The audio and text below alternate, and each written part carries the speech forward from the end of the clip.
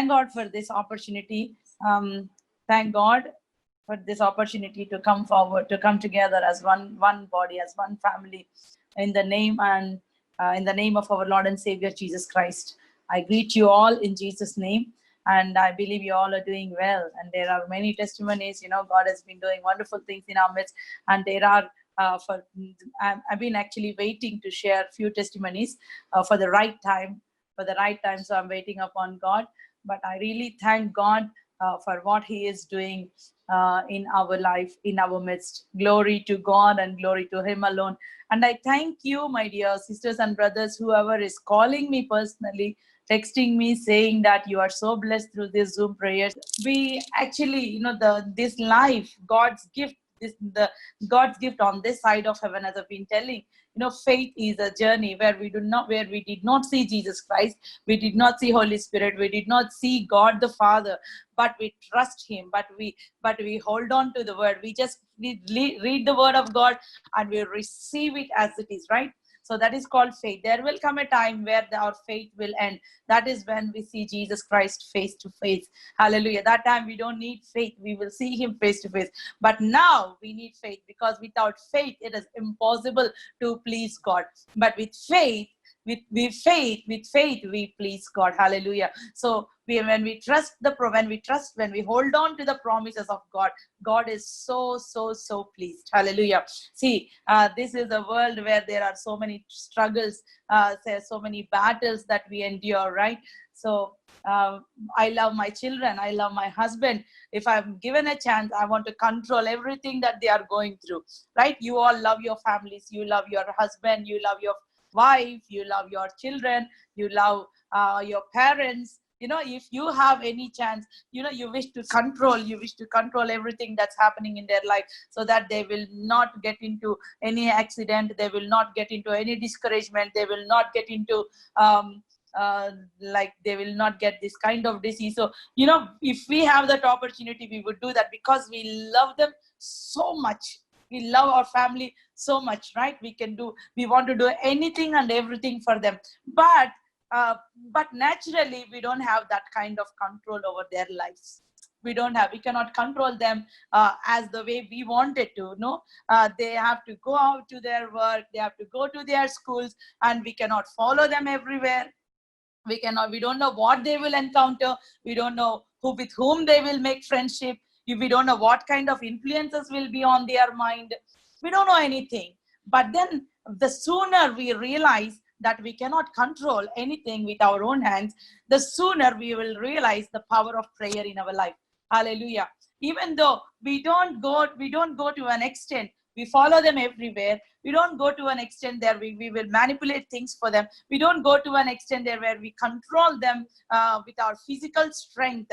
But we have a power in our hands. The power is nothing but prayer. Hallelujah. We can we can go to God who is omnipotent, who is unlimited. We can go to God anytime in our day. 24/7, this access is always available. So we can go to God in prayer, and we can talk to God about them. We can talk to God about the problems that are bothering us. We can talk to God about the deepest concerns that we have. We can talk to God about the worries, the anxieties that we have. Hallelujah. So we have this great privilege. So through prayer, can you understand? Through prayer, we can change, we can alter, we can control, we can protect our families. We can abort the plans of the devil, and we can put our family in divine plans. Hallelujah.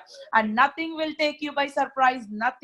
No accident will shock you. You are under divine protection. You are under divine plan.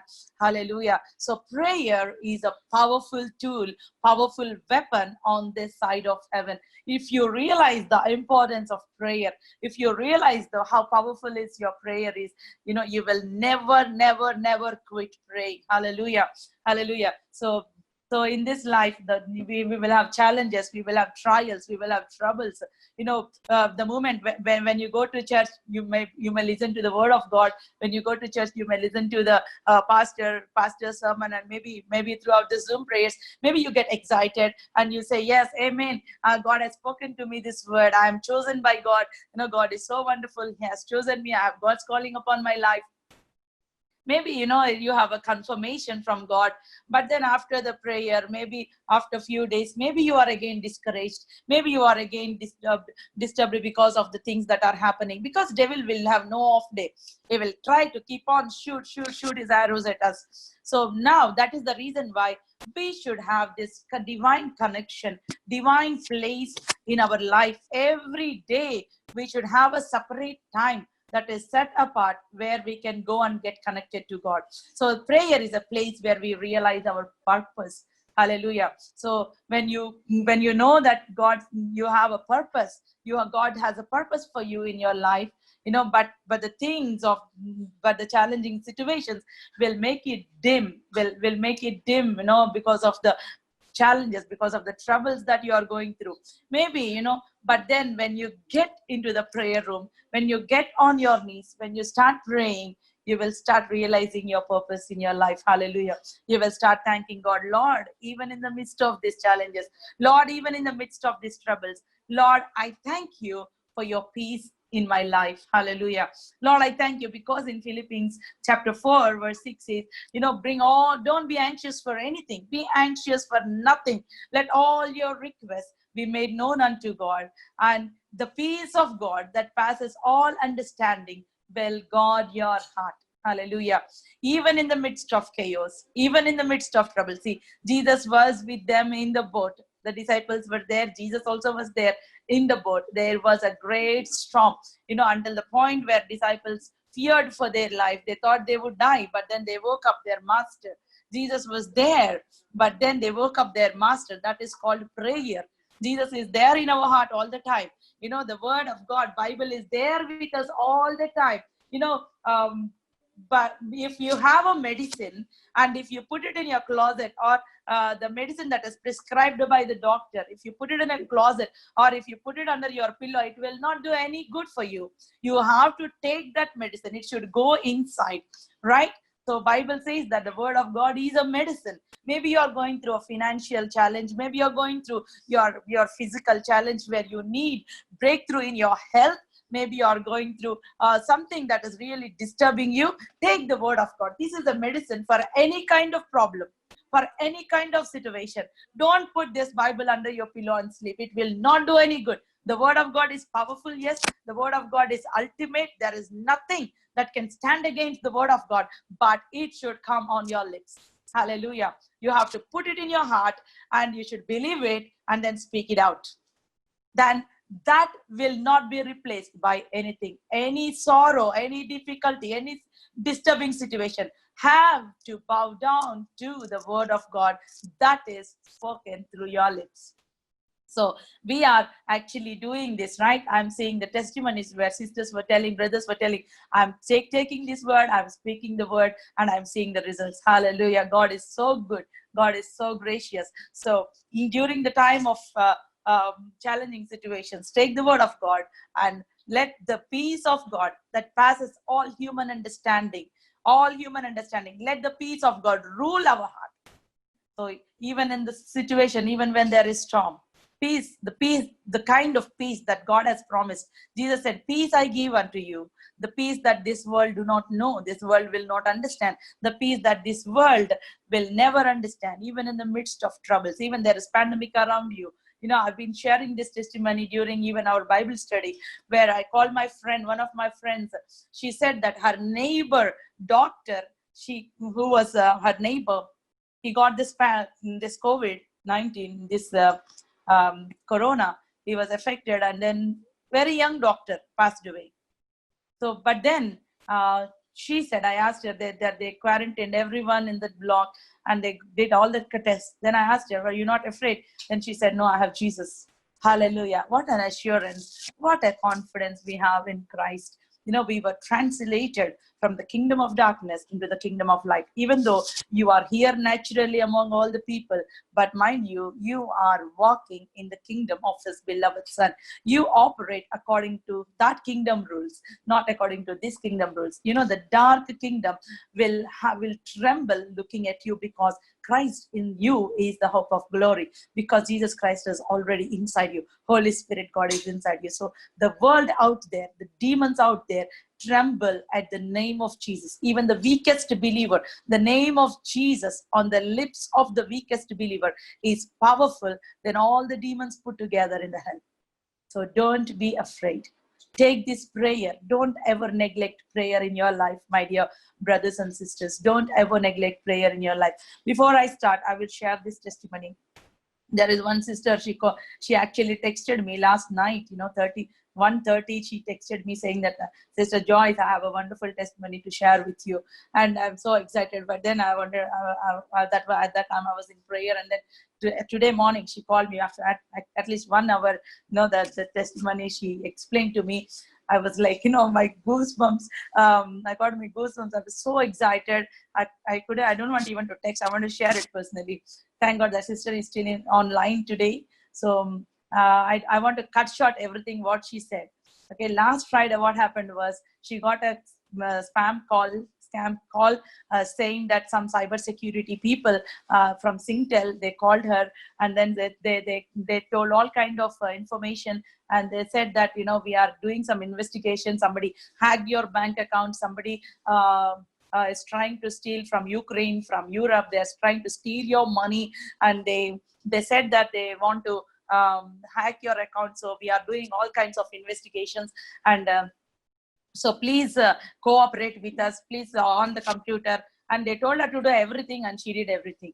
And whatever they said, she did everything. And then she took screenshots of what they did, and then she took all their IDs. They even gave their IDs. It sounds so legal. It sounds so authentic. They gave their names, they gave their IDs, and they gave everything what is needed. And they even acted as if they have transferred $20,000 into her account. And they created another account, beneficiary account. And what they did was, they transferred all their savings, her husband's savings, her savings, her children's savings that are saved from years, hard labor, hard working money. They transferred everything into their account in an instant. And then it happened, and she didn't realize. Evening, after her husband came back home, they opened the account and saw that nothing was there in the account. What they even acted as if they transferred all the $20,000 into the account, it was also not there. So her husband got upset, and he was so angry. Usually it happens naturally, right? Yeah. And he was so, can you imagine in that situation? What can we do? Nothing we can do in that kind of situation. And she was so depressed, so agitated, so angry, and she was crying, and there was a lot of trauma in the house. And then what happened was, she was telling me, that time I realized why people will commit suicide. I cried and cried and cried so much. I asked sorry, I said sorry, but it will not bring the money back, right? So that is the weekend where the remittance on all the banks will not work. So they couldn't do anything. So she cried and cried, and she said, I will decide, I will fast and pray. I will fast and pray. I will talk to God about it. She decided to fast for 7 days. She wanted to pray, but it is no way impossible that her money would come back into her account. And they cried, she prayed and prayed. And what happened was, on Monday, she was fasting on Monday in our Zoom prayer. She was praying, asking God, Lord, give me a word. Speak to me a word through this while prayer. Speak to me a word. She was expecting. She came with an expectation. She was asking God to speak a word to her. And that is the reason why I say, whatever it is, whatever bothering you, you pray. That night, Monday night, God gave a word that whatever you have lost, God is going to restore. If you are there on Zoom meeting, you are witness. Hallelujah. On Monday night, whatever you have lost, God is going to restore it back to you. And I don't know anything about her situation. She didn't call me until she was fasting and praying, asking God for a word. And when I said that word, she received, she stepped out in faith and she said, I receive it in Jesus' name. I receive it. And she texted, I receive this word in Jesus' name. Amen. Apart from that, she didn't say anything.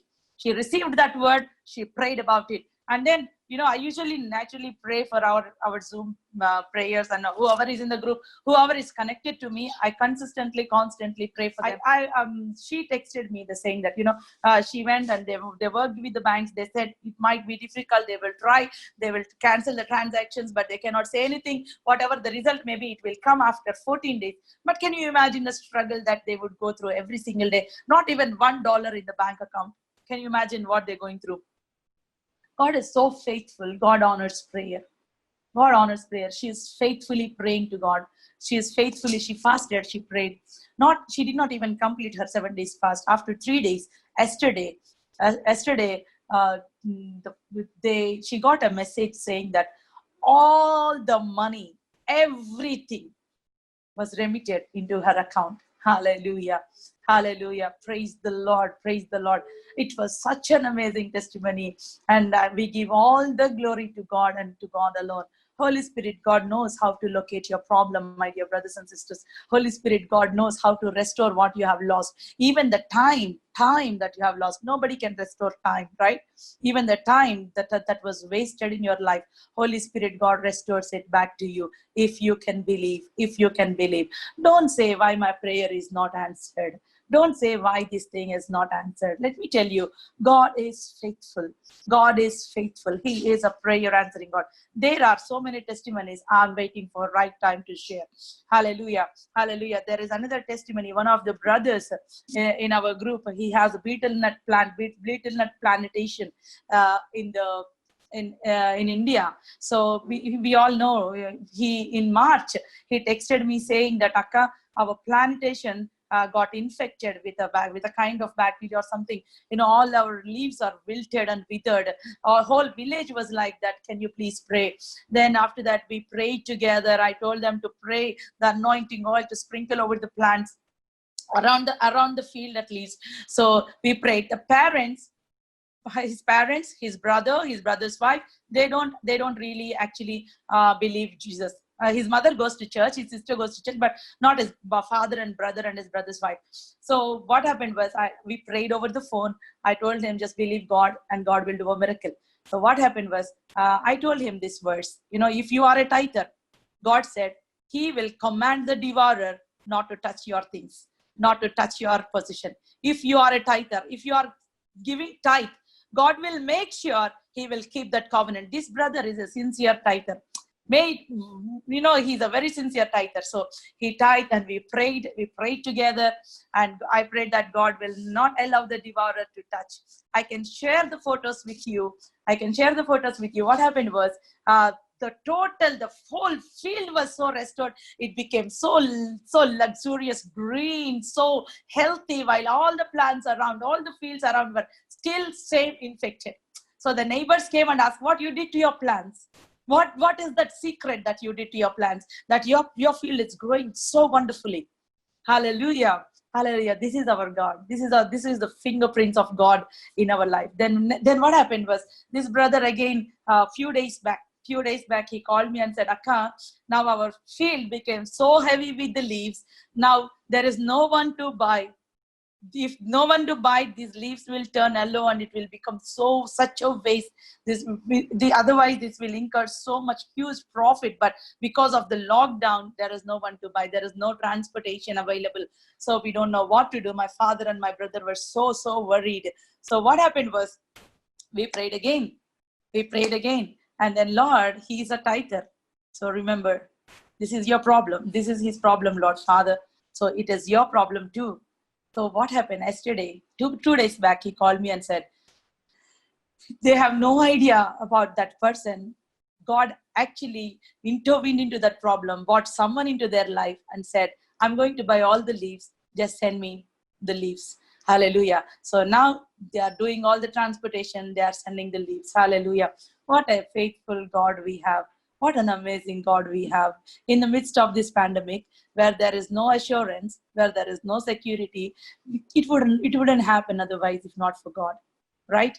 Hallelujah. So So he called me and said, he was even actually crying over the phone and he's telling, my brother, my father, everybody want to believe in Jesus Christ. Now, even the rate, can you tell, even the rate, they were surprised at the rate that they bought those leaves. They even expected even little amount, but the person who was buying, he himself quoted the rate you can never imagine that rate at this point of time, particularly during this lockdown period. So all these testimonies, these are exceptionally for the glory of God. It will not happen otherwise without the intervention of the Holy Spirit. So why I'm telling all this is, if there is any problem that God has exposed you to, there might be two reasons. One is God wants to show his greatness in you, through you, to everyone around the people, to everyone around, to even the demons. God wants to show his greatness through you. And also sometimes it may be a test of obedience. Maybe God wants to test how faithful you are, how confident you are in him, how confident. It may be test of faith, how confident, even though everything is chaotic around you, even though you can still get up and say, the Lord is my shepherd, I shall not lack anything. Even though everything, you don't understand anything, but still you get up and say, Lord, I love you, Lord, I worship you, Lord, I thank you for whatever is happening in my life. That is called faith. That is called faith. Sometimes God wants to see your response. How would you respond in the crisis? King Hezekiah did that. He said, when the enemy armies came and said, they were telling all kinds of words to the king and the people. King Hezekiah said, don't worry, with them is the arm of the flesh, but with us is the living God. Hallelujah. Hezekiah don't have that much military power, don't have that much military strategy, but he still said, with them is the arm of the flesh. Even though they have horses, they have equipment, they have battle equipment, they have instruments, but with them is the arm of the flesh, but with us is the living God. Hallelujah. So don't come back to me, or don't go back to your pastor and say, I've been going through these problems again and again. These problems are recurring in my life. If it is the recurring in your life, understand one thing, God wants to have victory in that area. So lately, God has been dealing with me. He has been showing things, which I really cannot comprehend with my mind. I was so marveled at the way that God is revealing. I was just crying in the presence of God and thanking God. If God bring you a problem, and if God expose you to that, that means God wants you to fight that problem on your knees. That it is not for your fighting for victory. God has already done. It is what God wants you to possess it by faith. To possess it by faith. You are not fighting like beating around the bush or beating around the air. No, you are fighting, you are targeting that enemy. God wants you. This is the greatest privilege of new creation, because in Christ, God wants to demonstrate this weak vessel, this mighty, this weakest vessel in this world. See, in Corinthians it is written, God chooses weak to confound the mighty. Hallelujah. God chooses the despised people of this world to confound the great wise people of this world, to put to shame the great and wise people. So God chooses weak vessels to show his glory, to pour his glory, and he wants to feel proud that, the weakest believer also can challenge the greatest demon in hell. That is his glory. That is his power. Hallelujah. Hallelujah. So, my dear brothers and sisters, just catch this word. If you are going through a problem, when you get this victory, it will be a legacy in your bloodline. Hallelujah. Hallelujah. That victory will not end with you. It will be transferred in your bloodline. It will be transferred in your bloodline. Your victory will be the victory of your children, the victory of your grandchildren, the victory of your great-great-grandchildren. God is so faithful. So don't take your problems lightly. Destroy the enemy by your prayer on your knees. I can prove, showing the word of God. I can prove what I am saying. Hallelujah. Hallelujah. Abraham, he got victory over the barrenness, right? Sarah, she was barren. Her womb was dead. But his father of faith, even though there were a lot of imperfections in Abraham, but God saw his faith and counted it to righteousness. That doesn't mean that we will have imperfections. We will have imperfections on this side of heaven, but what God sees is, he sees our faith in him. Hallelujah. So Abraham won the victory over the barrenness. even Isaac, the problem repeated. The Rebecca, she didn't give birth, but Isaac went and prayed to God. Even sometimes it looks like the symptoms come back. It looks like the problem is repeated. It looks like the symptoms, but once the problem is dealt with, once you have received your healing, don't worry when the symptoms come back. Don't put yourself in the doubt. Don't ever put yourself in doubt. Say it, I have received it and it's a done deal. This is a lying symptom. Devil, I command you, take off your hands in Jesus' name. Just you have the authority to do that. So don't worry about when lying symptoms come on your way. Okay, it's only a lying symptom. So, but then Isaac prayed. After that, he got twins. And then for Jacob, you can imagine how many children he got. So, but Abraham, there was a problem that Abraham did not deal with. He said he lied about his wife, and the same problem is encountered by Isaac. Right? So, whatever the problems that we are dealing with, it is a legacy in our bloodline that is transferred to our children, to our generations. Hallelujah. I want to even talk about tithing. Hallelujah. I don't know why God is leading me to do this. Tithing, even tithing. Abraham tithed. Hallelujah. See, when God in Malachi 3:10, he says that, now bring your tithes into my storehouse and test me in this. That is the only place where God said, test me. All other places, you should not test God. But that's the only place where God authentically, he said, bring your tithes to my storehouse and test me in this, if I will not open the windows of heaven and bless you. That there will not be room enough to contain. And I will rebuke your devourer, and your grapes will not drop. Hallelujah. So tithing is such a strong principle. It's a law that God has established, just like the gravitational law. You don't even know, but if you just walk out of your building, if you want to jump from the terrace and say, I am a Christian, I will fly in the path, I'll fly. No, it won't work. The gravitational law operates on everyone.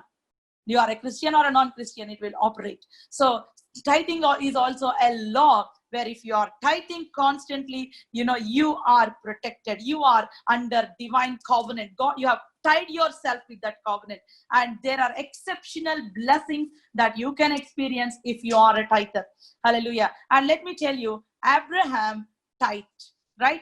In Hebrews chapter 7, he says that when Abraham tithed, God did not see only Abraham tithing. Abraham actually, he came out of the battle. He came out of the battle. He won the battle. He was coming out with huge spoils. And then he met Melchizedek. Melchizedek was a king and a priest. Okay, that's what he said. His beginning and his end was not written in the Bible. So it was mentioned that he was an everlasting priest. So everlasting king and priest. He was king of Salem, Jerusalem. So there in that valley, Melchizedek blessed Abraham, and Abraham gave tithe to Melchizedek. So many people think that we are not under the law, we are under the grace, so we don't have to give tithe. No, this happened even before the law, where Abraham, actually there was no law at that time. There was not even an indication where God told to tithe. Abraham, man of God, voluntarily he gave tithe to God. Hallelujah. So when he gave tithe to God, you know how God saw that? God saw that as even his grandson Levi also tithe in the genes of Abraham. Hallelujah. So when you are tithing, that means you are not tithing for yourself. You are even tithing. You are tying your whole generation in that covenant with God. Hallelujah. That is how powerful this law works. Maybe you might be thinking, I'm giving tithe to my church, but I'm not seeing any result. So, or maybe you are tired. During our early days of marriage, when me and my husband, my dad raised me like this. He with such a strong principles of tithing. Even if we give 10 rupees, we would give one rupee as our tithe. So he taught us like that. And then even my mother-in-law taught him like that. But then during our early days of marriage, where we struggled, and then where we thought whether we should really tithe or not. But then we both decided one thing: never in our life we will have this discussion again. We are going to tithe. Hallelujah. And my husband is a wonderful sower. That's the result what we see. Why I'm sharing this is that each and every one of us who are in the Zoom, wherever you're going to church, tithe and be blessed. Hallelujah. So this is a wonderful opportunity for us, even during the recession, even during the pandemic. We still can hope. We can still can hold on to the word of God, saying, God, I am in covenant with God. Hallelujah. And this tithing and this offerings to God will bring us the blessings that money cannot buy. Hallelujah. Hallelujah. So actually, this is not my portion. Let us look to Exodus chapter 17. Um, that is my portion actually. Exodus chapter 17 from 8th verse we will read. Now Amalek came and fought with Israel in Rephidim, and Moses said to Joshua, choose us some men and go out, fight with Amalek. Tomorrow I will stand on the top of the hill with the rod of God in my hand. So Joshua did as Moses said to him and fought with Amalek, and Moses, Aaron, and Hur went up to the top of the hill. Hallelujah. So this is the word. Amalek, they were the grandchildren of Esau, who was the twin brother of Jacob. So these are the descendants of Jacob, and they were the descendants of Esau. So they were like Jacob and Esau were twin brothers, already. So actually, they came and attacked. They were like nomads. They were attacking people. Their business is that.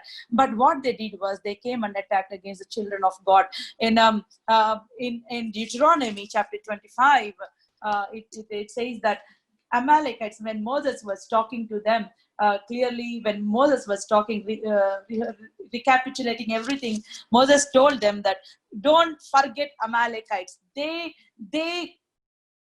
came and they dealt with you when you were weak, when you were vulnerable, so don't forget Amalekites. That's what Moses said. So these Amalekites, when the children of Abraham were very when they were tired, they were just journeying, they didn't have to do anything, but this was the first battle that Israelites encountered. This was the first battle that they encountered.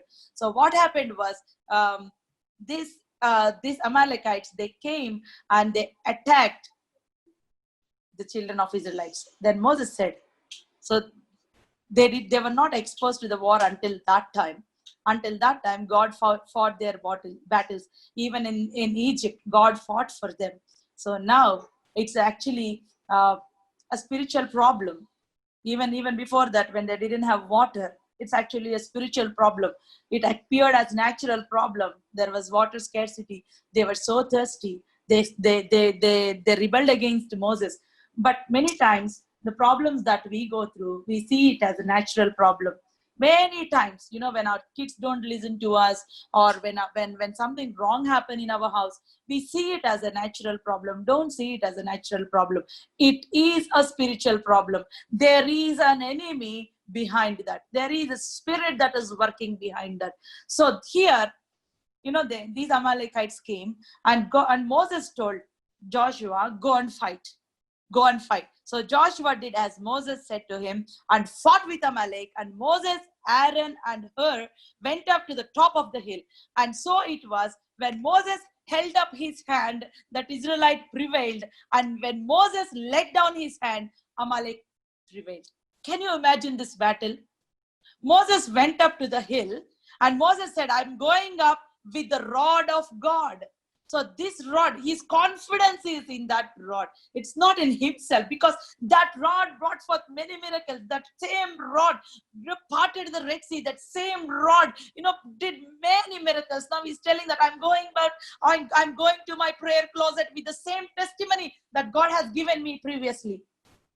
Hallelujah.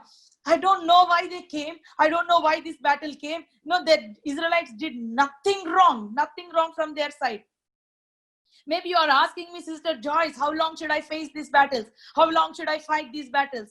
Hold on. It is not you who decide when to end the battles. Let God finish the job with your enemy. Let God accomplish his purpose through you. Don't quit before your time.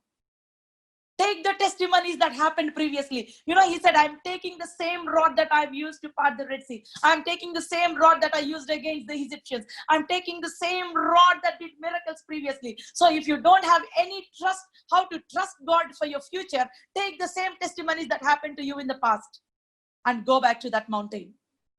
And go back to that prayer closet and said, Lord, you have done it and you will do it again. Lord, you have moved the mountains in my life once, and I believe that you will do it again. Lord, I thank you. You are a very present help. Hallelujah. This is the remarkable thing in their journey, that God is the very present help in that journey. Hallelujah. Without God, we cannot do anything. Even then, when this is God's promise that they will go to the promised land. But why they have to face the battle? They faced the battle. And Moses said, you go and fight. I will go and lift my hands. Can you see the picture clearly? When Moses lifted the hands, Israelites won. When Moses let down his hands, Amalekites won. What kind of strategy is this, Lord?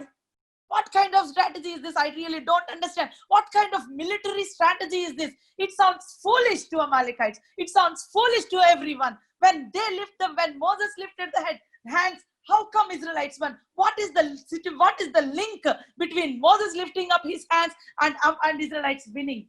There is a greatest spiritual secret in this. When you lift your hands in your prayer closet, when you put yourself in that posture, when you pray, you will start see your children winning their battles. You will start see your husband winning in the workplace. You will start see the impossible things turning out possible for you. You will start see the great iron doors opening for you, because you lifted up in the secret place. You lifted up your hands and you did not quit. Hallelujah. Hallelujah. Don't try to deal with natural problems with natural agenda. Never put your wisdom there. Sometimes Holy Spirit, God will allow us to put our wisdom, but don't plan, don't manipulate things. Bring it to God. Bring it to God. Hallelujah. You don't understand the situation? Don't open and Google. Don't Google the symptoms. Don't try to familiarize with the symptoms that are in Google. Or don't try to, it's a waste of time. Don't try to call your friends and discuss your problem with them. If someone betray you, don't try to call their friends and discuss. No, that's the worst thing to do. Lift up your hands and call on the name of the Lord. Hallelujah. This is a wonderful posture of prayer. Wonderful, beautiful posture of prayer. Like Moses lifted up his hands, Israelites won. Moses let down his hands, Israelites were defeated. That means the fate of Israelites is dependent upon Moses lifting up his hands. Life and death of Israelites is dependent upon his lifting up his hands. Can I ask you something? Are you praying like this, that life and death situation in your family depends upon your prayer life? Are you praying like that? Or are you taking things lightly? Maybe you pray one day, maybe you pray 2 days, and then you stopped praying because you don't see the result. Can you let God work with your enemies while you are praying? Sometimes the battle is, God says, I will strike your timbrel and destroy your enemies. That means your timbrel means your tambourine. I will strike it. That means you are praising God, and you are praising God. That means God is striking your tambourine to destroy your enemies. Can you imagine the mechanism of God? Don't take things lightly, my dear brothers and sisters. Don't ask God, Lord, why my problems are not solved. There are certain laws in the spirit realm where we have to be obedient. When God said he will give, he will give. Why should I pray? When God said he will do, he will do. Why should I pray? But God wants your cooperation to see your victory. That's God's law. That's God's purpose. He will not bypass you when you're sleeping. Hallelujah. And he will not even bypass you when you're in faith. He will come to you. He will bypass million people and come to you if you are in faith. So Moses lifted up his hands. Israelites won. If Moses did not lift up his hands, can you imagine the history would be different? Whole history depended upon Moses lifting up his hands in the presence of God. Shall we read the later verses? He says that, but Moses' hands became so heavy. Sometimes we become tired in prayer. Sometimes we become so heavy. Moses' hands became so heavy. He could not. And then what happened? So they took a stone and put it under him and sat on it. And Aaron and Hur supported his hands on each side. And then his hands were steady until going down of the sun. What a persistence. This is the picture of persistent prayer. Moses' hands were lifted up until the going down of sun, until Joshua destroyed everyone. Moses' hands were lifted up. Sometimes our spiritual leaders need this prayer support. They might be tired. Even they themselves will go through a lot of challenges. They themselves will go through a lot of problems. You have to pray someone who is praying for you. That's the greatest gift that you can do. You have to uphold them in prayer. You can share an encouraging word to them. They are not a super people. They are not superheroes. Your word, your encouraging word, lift them up. Your greeting would lift them up. Your kind gesture will lift them up. It will allow them to persist and pray for you even more. Hallelujah. Moses needed help. Moses, even though he was such an anointed man, he needed help. Aaron and Hur were holding his hands. What a beautiful posture of unity. We need this unity to see great things in our life. And what I realized in my life, I'm telling, when I pray for people, when I pray for somebody, as it is my own problem, what happened was God gave me breakthroughs in that area. Whether that person is still attached to me or not, I don't mind. But God gives, God is so faithful. He will give breakthrough in that area. So whenever somebody comes to you with a problem, pray for them sincerely, putting yourself in their shoes. That is nothing but intercession. Intercession is nothing but you are praying from their shoes, from their point of view. You are asking God as if they are praying, as if it is your own problem. Pray to God like that, and God honors that prayer. God sees that faithfulness. Hallelujah. Hallelujah. So they saw this victory. Until the going down of sun, Moses' hands were heavy, but thank God, he had someone to lift, to hold his hands together. Hallelujah. Then the Lord said to Moses, see, 13th verse. So Joshua defeated Amalek and his people with the edge of the sword. Then the Lord said to Moses, write this for a memorial in the book and recount it in the hearing of Joshua. There are only few times when God said, write it down. Write it down. So this is the first time God said, write it down. Hallelujah. Write it down as a memorial. As a memorial. What memorial is this? Moses lifted up his hands. God gave victory. Hallelujah. And then he said, I will utterly blot out the remembrance of Amalek from under heaven. I will utterly blot them out, even from under the heaven. The remembrance also I will utterly blot out. Hallelujah. It is because of the persistent prayer of this one man. God said, I am removing this enemy even in your bloodline. I am removing this enemy from your bloodline. Can you imagine? This is what I said when I said, when you pray for that problem, you will see a breakthrough even in your bloodline for your generations. Stop that cancer with you. Stop that generational curse with you. Stop that financial problem with you. Your children should not see any lack as long as they live. Not only your children, your grandchildren, your great-grandchildren should not see the lack, because you are a tither. Because you tithe faithfully, because you are a giver, you will see financial breakthroughs. Not only you, it will come on to your bloodline. God said, write it down. Take a book, make a journal. What are the battles that you faced and what are the victories that you have encountered? Write it down as a memorial. For God will even erase the memory. Hallelujah. Hallelujah. And then Moses built an altar and called its name, the Lord is my banner. The Lord is my banner. What a wonderful God we serve. Moses, Lord, yes, I lifted up my hands, but without your help, without you being our banner, without you being our victory, we would never get this victory. And he said, because the Lord has sworn, the Lord will have war with Amalek from generation to generation. See, now Moses said, the Lord will have war with Amalek from generation to generation. It's not you fighting with that enemy. The Lord will have war with that. Now you engage the Lord with your enemy. Hallelujah. Hallelujah. Do you know, even after hundreds of years, exactly maybe after 400 years, the same Amalekites again appeared. And 15th chapter of 1 Samuel, 15th chapter, I will only read few verses. 1 Samuel chapter 15. These Amalekites again appeared. Now God told to Saul, now destroy them. Because, can you imagine, God did not forget. God did not forget his word. So now Moses was not there. Now all Joshua was not there. All the Israelites was not there. But the generation now came now. So now 15th chapter, I'm reading from first verse, few verses I will read. Samuel also said to Saul, the Lord sent me to anoint you king over his people, over Israel. Now therefore, heed the voice of the words of the Lord. Thus says the Lord of hosts, I will punish Amalek for what he did to Israel, how he ambushed them on the way when he came up from Egypt. See, God remembered this incident. Moses was not there. Joshua was not there. None of them were there. But God is so faithful to keep his covenant.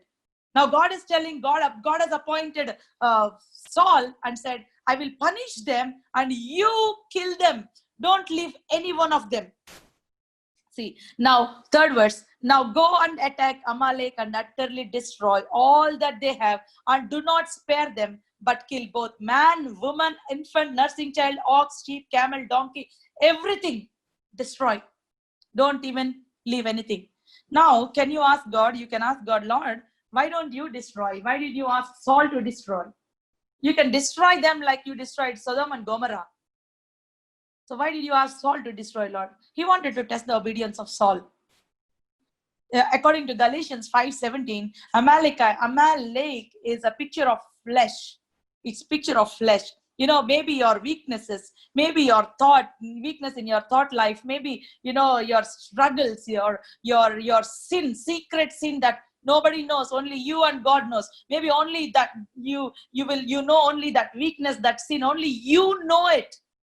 Now God is telling, destroy that. Destroy that. Don't let it block you. Maybe it's an unforgiveness. Maybe you have some bitterness over a friend. Maybe if you have something in your heart, you know, that you're not able to forgive that person, whoever it is. This bitterness will cause the sicknesses, will cause the problems, will cause all kinds of problems. Maybe something, the secret sin, maybe that you enjoy only in the closed doors where nobody knows. Outside you are very good, but in your closed closet, something you are different, which nobody knows. And now God is telling, destroy that Amalek. Destroy it. Hallelujah. God told to Saul, destroy this. But Saul didn't obey. You know what happened? But Saul and the people, 9th verse, but Saul and the people spared Agag and the best of the sheep, the oxen, the fatlings, the lambs, and that what was good, and were unwilling to, see, they were unwilling. Saul was unwilling to destroy them, utterly destroy them. But everything despised and worthless that they utterly destroyed. See, whatever that is worthless, whatever they think, Lord, I'm great in all these areas, but this one thing I like, I will keep it. Lord, I cannot forgive that sister, Lord. I cannot forgive my mother-in-law, Lord. I cannot forgive what she did, Lord. Lord, I am so sorry. I have such a bitterness towards her against me. You know, she did so much to me, Lord. You know, God even wants you to be, you know, we are the children of God. God wants us to imitate him. Be ye like your father.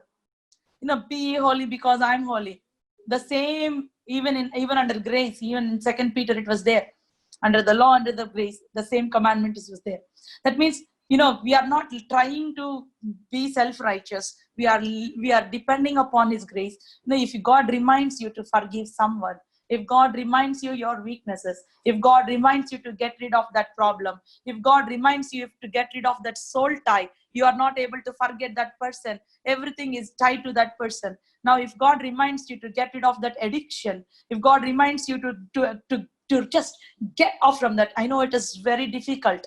I know it is very difficult to get rid of that, but ask Holy Spirit God to help you. Don't entertain that problem anymore. Maybe for now you are feeling okay, you're feeling better, you're feeling okay, fine, but don't let it pass on to your children. Don't let that depression, don't let that suicidal tendency, don't let that that addiction pass to your children. It is a dangerous thing to do. Even if you feel okay, destroy that. In Deuteronomy chapter 25, I think, Moses says to them, can you remember Amalek? They have attacked you when you were weak, when you were tired. You know, when you were weak, when you were tired. Deuteronomy 25, 17 to 18. Let me read that verse for you. I want to show this. Remember what Amalek did to you on the way as you were coming out of Egypt. How he met you on the way and attacked your rear ranks, all the stragglers at your rear when you were tired and weary and did not fear God. See, this kind of sin, if you entertain, if we entertain, if we let it stay, yeah, it is nothing harmful. If this addiction is nothing harmful to me, I'm enjoying this. This problem is nothing harmful. If God tell you separate from those kind of friendship, you're not supposed to sit with mockers. You are not supposed to stand in the path of sinners. You're not supposed to be there. But now you're telling, Lord, it's okay. They are my friends. How can I separate from them? Let them be. But God told you, separate yourself from them. You are blocking your blessings. Now, there are certain blessings that you have to be obedient to the word of God. So now they will attack you when they are weak, when you are tired, when you are weary. And you hear God's word said they attack from the rear. From the rear means where from behind, from the back, where all the vulnerable people, where children and the women will be there. They attacked from behind, and God took it very seriously. Even after 400 years, God told to them, destroy them. God told to Saul, now you destroy. But Saul did not obey to the word of God. Saul spared the king, and Saul spared the best things and said he destroyed only the worthless thing. He destroyed, everything that seems to be nothing useful to me, I will give it to God. But something that is very precious, I will keep it to myself. It was that kind of attitude. But God said, 10th verse, 15:10. Now the word of the Lord came to Samuel saying, I greatly regret that I have set up Saul as a king. It's not that God doesn't know. He knows Saul's nature. But now he's expressing in human terms, saying that I greatly regret for appointing him as a king. And he said, when Samuel went and asked him, you can read the whole chapter, we don't have time. He said, I have obeyed the Lord's commandment. I did what Lord said. Partial obedience is total disobedience in the sight of God.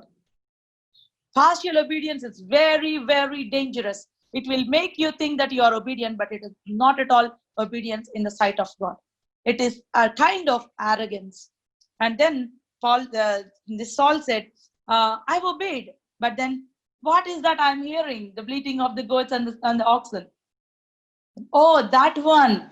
He showed the spiritual reason, saying, I kept it for the Lord. See, he showed the spiritual reason, saying that I kept it for the Lord. But the Lord told you to destroy it. And then Samuel said, is it not your obedience that God wants, not your sacrifice? God wants your obedience. Hallelujah. God said, destroy. So now, what am I trying to say? God started, the battle started. Amalekites came on the way and they tried to attack. And Moses relentlessly lifted his hands. He prayed for the congregation and they won. And God have established. So when you pray for something, you got it. You got your healing. You got your financial breakthrough. And again, when symptoms show up, don't get discouraged. Don't put yourself in the doubt where again thinking, again this problem came, again that problem came. Don't think. It has been settled in spirit realm. In the eyes of God, it has been settled. Now what you are doing is you are standing and receiving the victory. You are just conquering. You are just expanding your territory. That's it. We don't have time to just even go through the verses. The wicked Haman in the book of Esther, he was also Amalekite. Can you imagine how God dealt with Haman? Even though Esther prayed, we understand. But God dealt in such a way that he was hung on the same gallows that he built for Mordecai. If God is enemy to your enemy, that there ends the matter. But if your enemy don't see you as an enemy, that means you are a friend to your enemy. If your enemy sees you as an enemy, you are a real threat to him. That means you are on fire for God. So let your enemy see you as an enemy. Don't compromise on anything with your enemy. Hallelujah. Don't compromise on anything. Don't quit before your time. Your hands might be heavy. Your hands might be, tired. Emotionally, you might get tired. You might get weak. Don't give up. Hallelujah. Hallelujah. I want to give you 3 reasons why we should pray, we should not give up, and then we will close this session. Hallelujah. Because we have a high priest who sympathizes with us, who empathizes with us. Hallelujah. Hallelujah. Shall we look to Hebrews chapter 4? I want you to memorize these verses. Hebrews chapter 4. Hebrews chapter 4. I want all of us to memorize these verses. I'm reading from verse 14. Seeing then that we have a great high priest who has passed through the heavens, Jesus, the Son of God, let us hold fast to our confession. Hallelujah. So now, seeing Jesus Christ, the great high priest, not high priest. He is the great high priest. The greatest quality of Jesus Christ is he is the Son of God. Not one high priest under Mosaic law was called as the great high priest, and not even one high priest was called as the Son of God. They were all with all the weaknesses. But this high priest, this author made sure that he mentioned the deity, the divinity of Jesus Christ, that he was the great high priest and the Son of God. Hallelujah. And then let us hold fast our confession. Let us hold fast what you are confessing. Let's hold fast your promise. Let's hold fast your confession. Because, high priest, what is his job? His job is to minister to you on what you confess. To minister to you based on what you confess. When you go to the high priest taking your sacrifice, he will just work only on your sacrifice, work only on your confession. So if you have something negative to confess, your high priest don't have any job to do. But if you are confessing the word of God, your high priest will work on that confession. He is the high priest of your confession. So take that confession. He is the great high priest. So therefore, hold on to your confession. It is like, even in the midst of the turbulence, you will hear the announcement saying, hold fast, fasten your belt, fasten your seatbelt, don't move, don't get up. So now, even in the midst of turbulence, even in the midst of chaos, Holy Spirit, God is shouting in your ear saying, hold fast your confession. Don't say a negative word. Don't say, devil will put all kinds of words in your mouth, all kinds of thoughts in your mind. Don't say it. Say, hold fast your confession. What is your confession? He who promised is faithful. So hold on to it without wavering. Not because I said, not because your pastor said, not because someone said it, because word of God said. I'm holding on to that word because it's God's word, not anybody's word. Hallelujah. Hallelujah. So now, hold fast to your confession. For we do not have a high priest who cannot sympathize with our weaknesses, but was in all points tempted as we are, yet without sin. What a statement it is. Next time, if you want to quit, next time when you get discouraged, remember, you have a high priest in the throne room of God. But, this author made sure he expressed the divinity of God, at the same time the human side, the compassionate side of this great high priest. This high priest is there, but is compassionate towards you. He knows your weaknesses. He knows what you're going through. He knows all the temptations that you are going through. He knows how fragile you are. He knows that you cannot stand this anymore. He knows you want to give up, but then he is there. He is there to bear with you. He is there to deliver you from that weakness. He is there to deliver you. He is there to preserve you. Now, therefore, he says, come boldly. Boldly, not like an Old Testament high priest. Old Testament high priest never had this boldness. But you and me, we had this boldness to go boldly to the throne of grace. Hallelujah. Therefore, come boldly to the throne of grace, that we may obtain mercy and grace to help us in time of need. Devil wants to disturb this access. His target is to disturb this access into the presence of God. No one can stop you. Only your mind can stop you. Only your words can stop you. Even all the demons from the hell can never stop you from entering in this place of security, in this place of peace, in this place of serenity. No one can stop you from entering into this place. Only you, your mouth, your mind. May I tell you this? If God wants to give you victory, he will touch your mouth first. Your mouth is the greatest part. It's a launching pad of God to put the weapons against the enemy.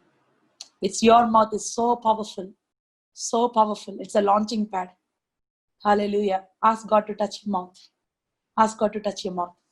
Are you speaking the word of God? Are you speaking something against the word of God? Whenever you speak against the word of God, it hurts God's heart. He loves us so much. He wants to show how great He is through your life. He can do anything without you, but He will not do it. He is powerful. He wants to show that you are powerful to the devil because you are filled with His glory. Hallelujah. See, there is mind, there is heart. I would say like this: your mind is a doubter, your heart is a believer, and your mouth is a speaker. So connect your speaker to the believer, not to the doubter. Our mind always doubts. Our heart always believes. It's a battle always between the mind and heart. So connect your believer, connect your speaker. This mouth is just a speaker. Connect your speaker to the believer, not your doubter. Hallelujah. Hallelujah. Your voice has weight in the presence of God. Same like thumbprints. Thumbprints are unique. Voice prints also unique. That's why your battle, you have to speak, you have to win. There is no other way. There are no shortcuts. You have to speak, you have to win. Hallelujah. We all can support you by faith, but you have to pray your own prayer. So now what happened was, let us therefore come boldly, because we have a high priest who is interceding. I want to show a classic verse chapter 7, same Hebrews chapter 7. He says, same chapter 7, verse 25.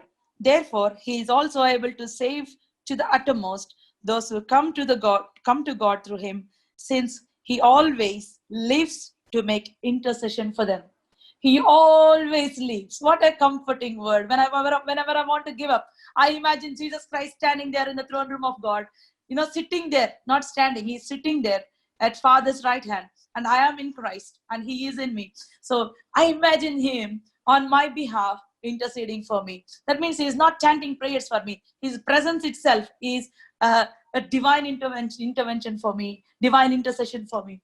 Can you imagine someone, on your behalf, if he's in the president's court, in president's palace, if someone is there in the president's office to talk on your behalf, how secure you will feel. Yeah, I know that person went there. He's very close to the president. He will talk to the president on my behalf. He will just definitely talk, and president will approve my request. You will know, right? So same like that, we have a high priest. How much trust we put in natural things. Shall we put our trust in spiritual things, in our God, in Jesus Christ? We have a high priest. He is God, and the greatest thing is He can empathize with your weaknesses. He can empathize with your symptoms, with your sins, but He is not, there is no sin in Him. Hallelujah. That is the reason why He can feel tender towards you. He can feel tender. He can feel pity for you, and He wants to pull you out, and He wants to embrace you. That's the first reason. Don't quit. Don't give up. Second reason is Romans 8. Romans 8.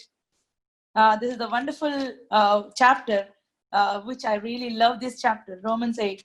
It says, therefore, there is now no condemnation in Christ, to those who are in Christ. And in this chapter, verse 33, I want to read. Who shall bring a charge against God's elect? Is it God who justifies? Who is He who condemns? Is it Christ who died and furthermore is also risen, who is even at the right hand of God, who also makes intercession for us? So again, another word, another scripture. See, what is stopping you from entering into the presence of God? What would actually stop anyone from entering into the presence of God? If you don't feel loved, if you don't feel worthy, if you don't think that your prayer really matters, you don't feel like you want to pray, your heart feels so hard, you don't feel like you want to pray. But when you know that God actually loves you, when you know that God is not counting your sins against you, when you know that you are so worthy in the sight of God, when you know that God even waiting for you with an open arm to really embrace you, you will not give up praying. So now He is telling, who is it who will condemn you? Will God condemn you? No, it is actually God who justified you. Justified you based on what? Based on the blood of Jesus Christ. And He's telling, who is He? Then will Jesus Christ condemn you? Jesus Christ is there actually defending you, not condemning you. He is standing there in the presence of God and said, yes, Lord, she sinned, but this is my blood. Here is my blood on her behalf. And that blood is speaking forgiveness, forgiveness, forgiveness. The blood of Abel is speaking vengeance, but the blood of Jesus is constantly speaking forgiveness on your behalf. So next time when you did a mistake, don't stay away from God. Run to God and say, Lord, I'm sorry. Reconcile with God. Don't let devil tell you that God is angry with you. No, God is not angry with you. He loves you all the more. Hallelujah. So now will Christ condemn you? He is actually doing intercession on your behalf. He's telling, Lord, she is my child. Lord, she is blessed. Lord, she has accepted me as a personal savior. Lord, she is called. She is righteous. No, actually, the blood of Jesus is constantly speaking, interceding on your behalf. So don't quit. Don't give up praying.